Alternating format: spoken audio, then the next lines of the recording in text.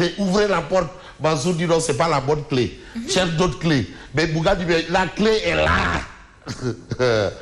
Tiens. Bougane traite le beau-frère du président de Pachal Forok.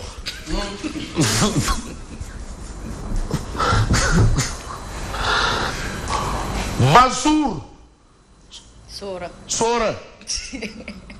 Ceux qui connaissent le dossier des 98 milliards savent que de Pachal Forok. Non, on va sol tout le Irak.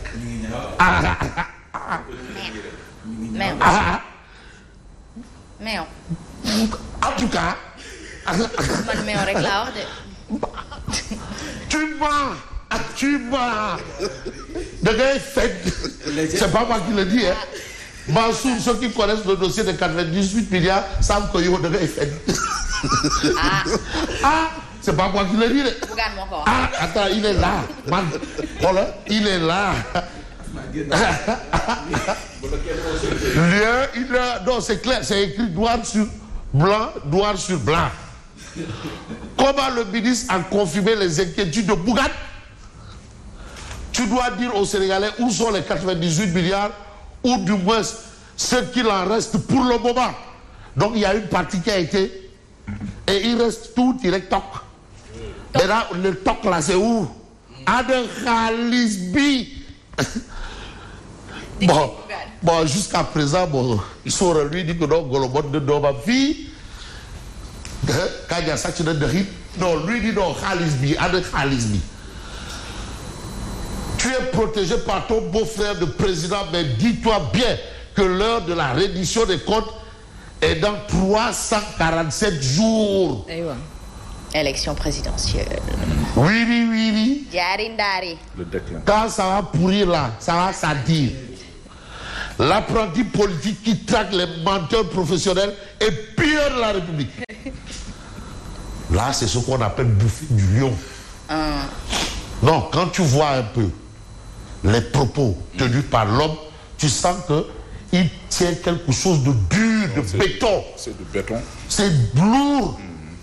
Parce que vraiment, rappelez au monsieur que jusque-là, tu n'as encore rien dit. Moi, ce que je t'ai demandé, tu ne m'as pas répondu. Spoliation foncière, plainte OFNAC, annulation des attributions, audit PULUD, malgré le départ d'Abdoulaye Daouda Diallo. Guédiouaï maintient la bataille. De Daouda Diallo. De Daouda Diallo, autant pour moi. Guédiouaï maintient la bataille. Et puis, l'APR en eau trouble. Lamine Dieng, indésirable à Nyoro, Sabassal et Abdou Ndiaye en sauveur. Et on a aussi Souleymane Ndiaye, secrétaire général de la SDD Yonouna Tangué. La marche à laquelle appelle Sonko ces 14 et 15 mars ne passera pas. Et vous avez ici appel à une série de manifestations par l'opposition. Le député Abdoulaye Diagne sonne la charge contre la résistance farouche. Je rappelle que c'est lui qui a remplacé Amadouba à l'Assemblée nationale. Actualité nationale. Parce que aussi, il faut ce qu'on appelle le suivi. Hein? C'est important le suivi. Dans le métier, le suivi. Et aujourd'hui, 24 heures quotidien considère que Bougane Gueye torpille Mansour. Touille, tel, pomme, tel. Ça, c'est ce qu'on appelle envoyer. Non, lui, il chose quel point. Non, je vois que Bougane, il chose du 44. Il chose du 44. Donc, il envoie le 44. Là où ça fait très mal. Bougane, 44. 44, voilà. 44. Non, pas de pointure le sol. 44. Non, attention. Je parle de chaussures. Bougane Gueye torpille Mansour Faye.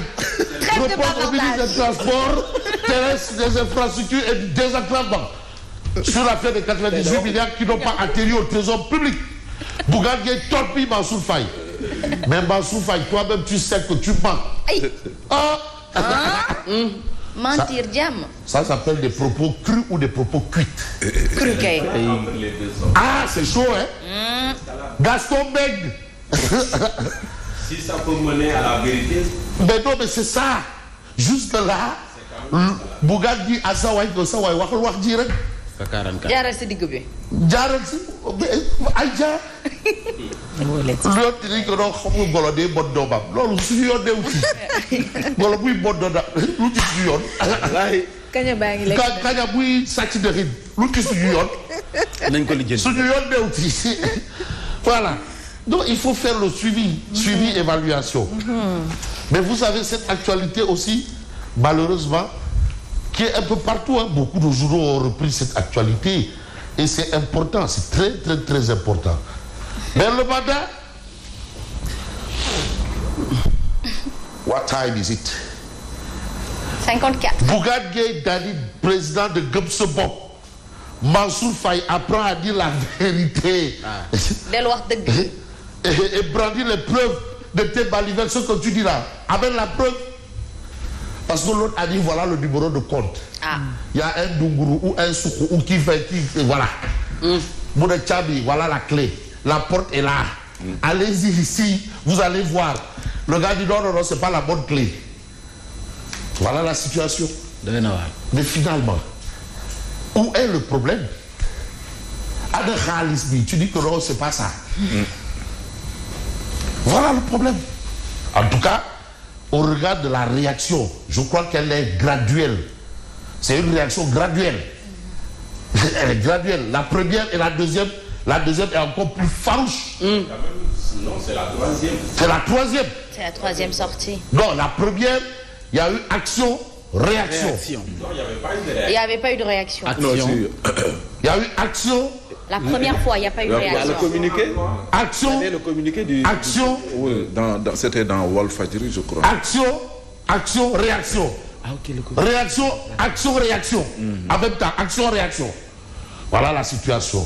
Manifestation des 14 et 15-16 mars de l'opposition S2D de Souleymane Ndiaye invite l'État à prendre ses responsabilités. Et en toute responsabilité, 56, you have time.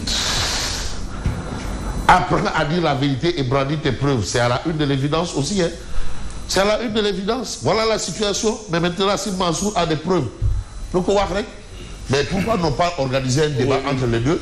Vraiment. Ah bah oui. Pourquoi pas? Mais il faut organiser un débat. Des médias et Mais il faut preneurs, convoquer. en tout cas. Ah oui. Des médias et preneurs. Ah non, non, non, on fait un débat. Pourquoi pas dans toute la vérité? Non, non, non, toute la vérité. Non, non, non, non, Ah bah oui. non, non.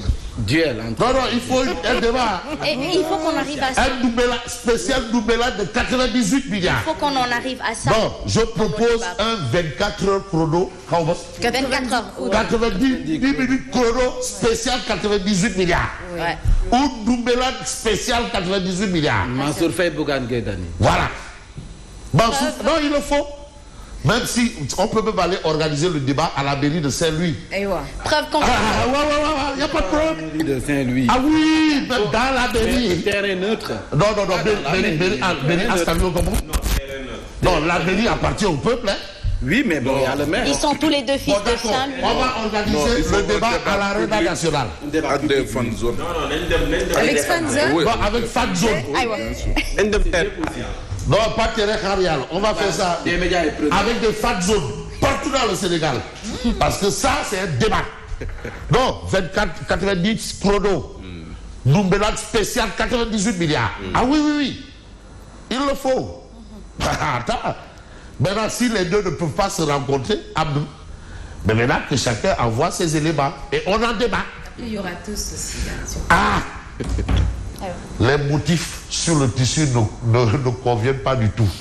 Révision procès Karim, président de Douane. Il vient avec la révision du procès de Karim. On veut son grand boubou avec le modèle. Il y a Ismaïla Madior Fall, le tailleur haute couture. Loi amnistie, loi d'amnistie. Et major de sa promo. Voilà, tailleur ISO, très basse couture, Madior de sa promo. Il faut aussi comprendre que Madior, c'est un homme politique. Il est de l'APR. Il est aussi constitutionnaliste.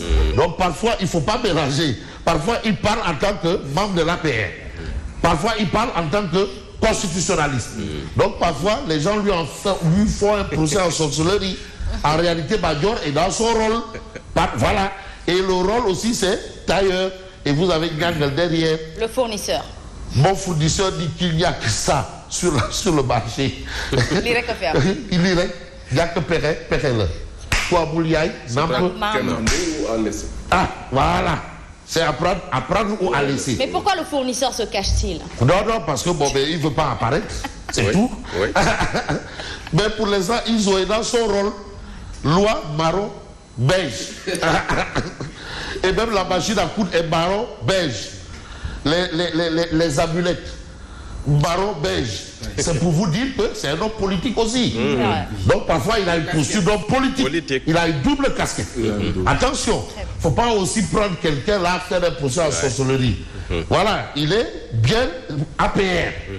Voilà, mais aussi, dans sa tête-là, il y a le constitutionnaliste. À bon entendeur, salut, merci. Merci beaucoup à vous, Fabrice Guéma. On fait place sans plus tarder au journal.